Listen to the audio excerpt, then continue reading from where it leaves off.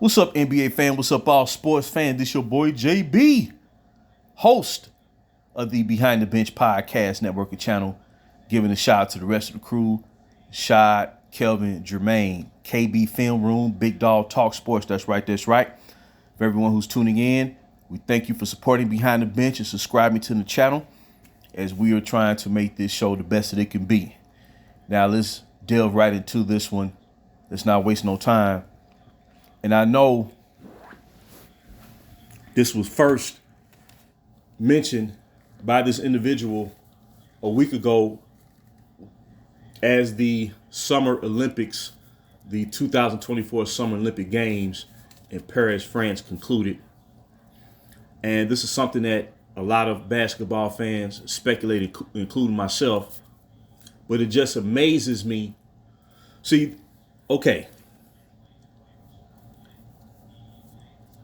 The fans of that guy that was brought to the Los Angeles Lakers in 2018,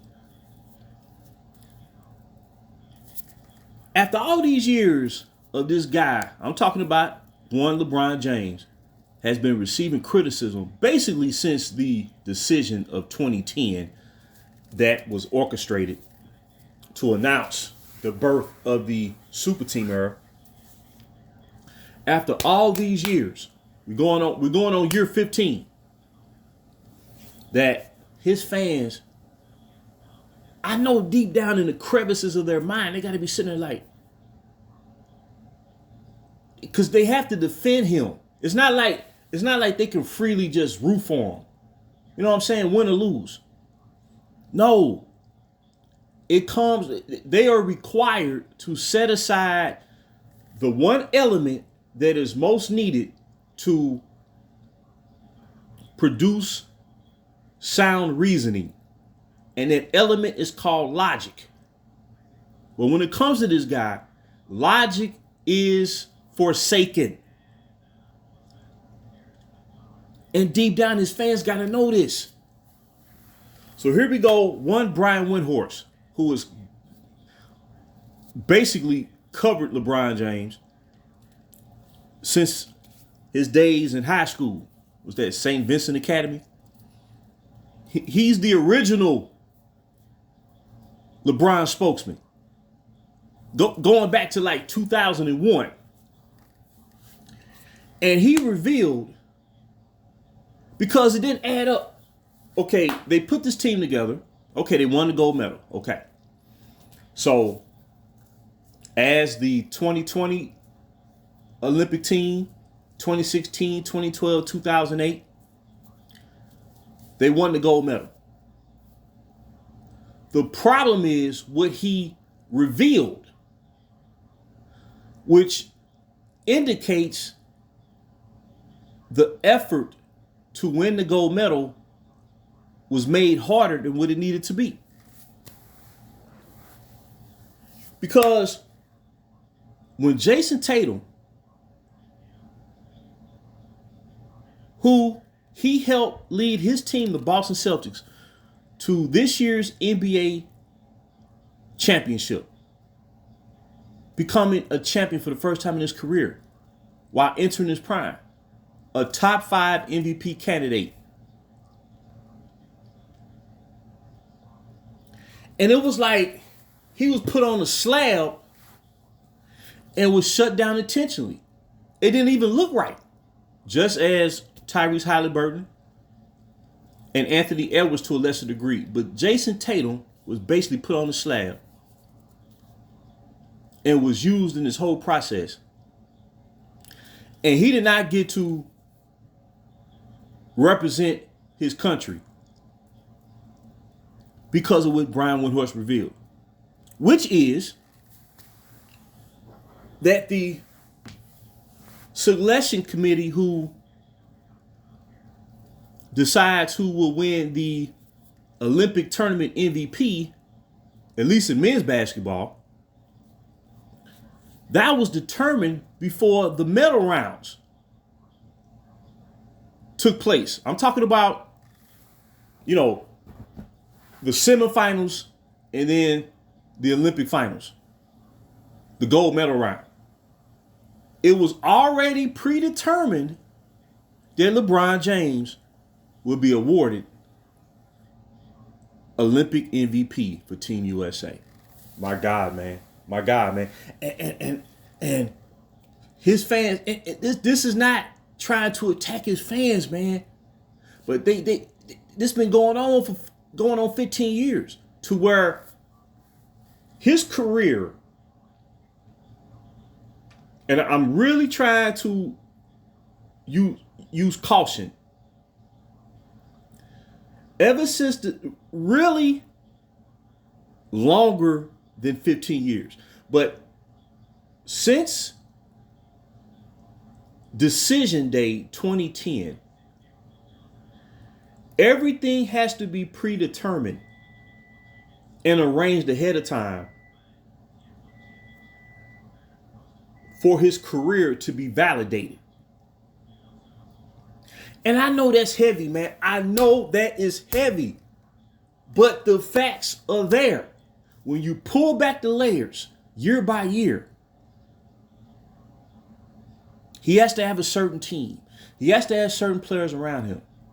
Organizations have to fork over the road and forsake their own players, especially young talent, to try to bring in superstars to stack the deck. And whatever team he's on, leading into that season, that new season, more often than not, is the prohibited favorite to win it all. Then when a team struggles and underperforms, then everybody has to take the hit. Teammates, front office, ownership, even the history of the franchise. And that's what the Los Angeles Lakers are experiencing as we speak. So when we say, based on the outcome of these Olympics, that Stephen Curry was clearly the best player when the stakes were at their highest, and he was robbed of MVP, well, basically, Brian Windhorst is confirming that. He confirmed that. Based on his performance in the semifinals and the gold medal game, Steph Curry should have won MVP. But no matter who performed, if it was Curry, Anthony Edwards, Anthony Davis, Devin Booker, Kevin Durant, whoever it would have been, they would have outperformed LBJ. It was not going to make a difference. They were going to make him MVP. And this is why he gets the pushback, the criticism, the backlash from so many basketball fans. When you know something don't look right, Jason Tatum, in his mind, he could say to himself, I'm NBA champion. I have a legitimate claim to be the best player in the league. His team went farther than LBJ's team. And here we go again, man. It's the same thing, man. It's the same thing, man. And Windhorst didn't even look happy about it.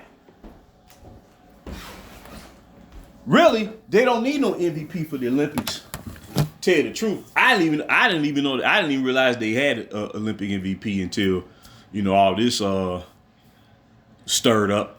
But at the end of the day, this is just another example of how, in a real definitive sense,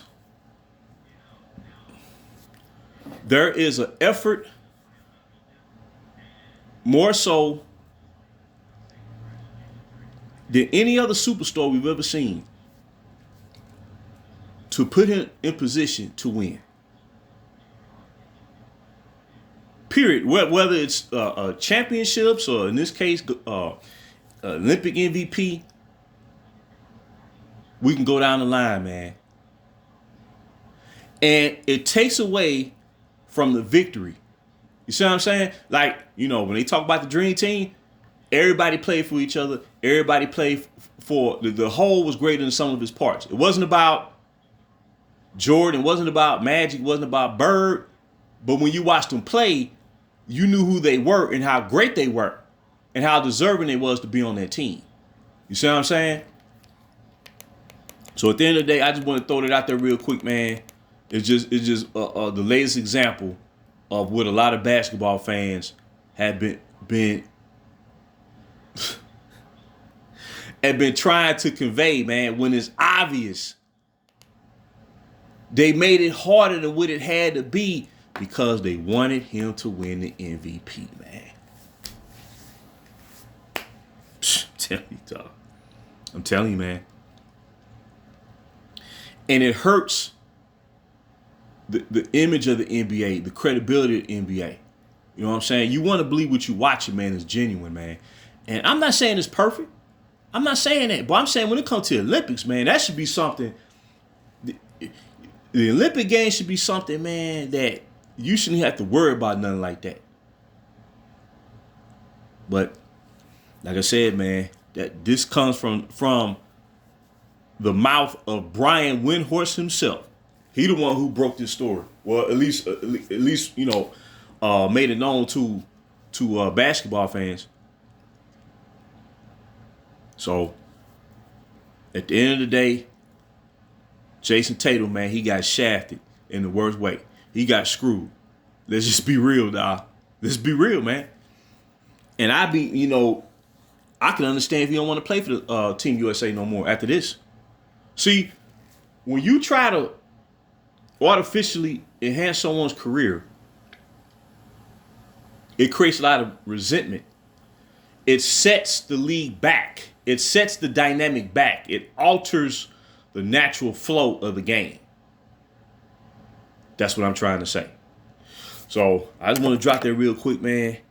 But at the end of the day, Steph Curry, based on his performance in the last two games, he should have been an MVP. And that was